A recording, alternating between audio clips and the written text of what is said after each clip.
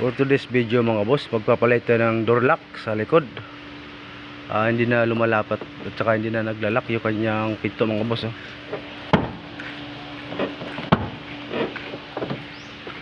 So papalitan natin ng bago yan. Ito yung bagong ipapalitan natin mga boss.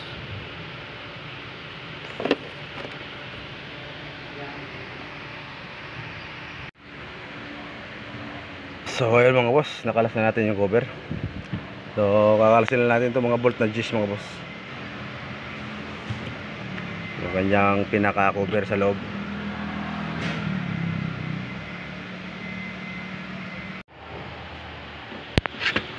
So ayun mga boss, nakalas na natin yung kanyang door lock.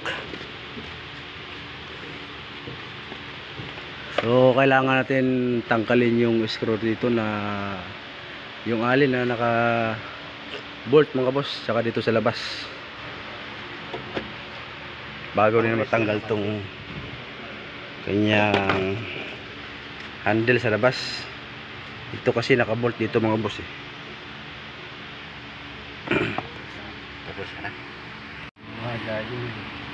Tapos ang mga boss, ilipat natin tong kanyang lock. Tatanggalin natin yung dalawang alin sa gilid mga boss. So ayun mga boss, kakabit na lang natin itong kanyang door lock. Na ilagay na natin yung dalawang bolt mga boss Isa, saka ito isa.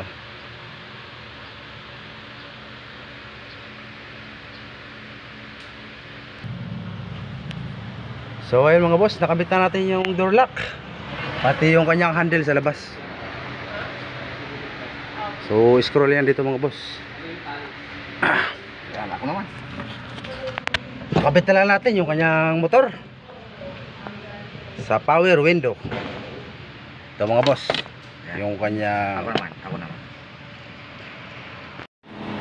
So ayun mga boss, nakabit na natin yung kanyang cover, pati yung kanyang power window motor. So kakabit na natin yung pinaka cover mga boss. Ito. So ayun mga boss, titestingin na natin kung naglalak. Kung naglalak yan. Yun suabe. Nalapat na siya mga boss. Ford Fiesta. Ito yung kanyang pinagpalitan mga boss. Hindi na siya nabalik dito yung kanyang pinakalak.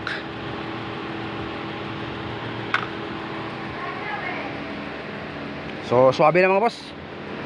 Yan, thank you.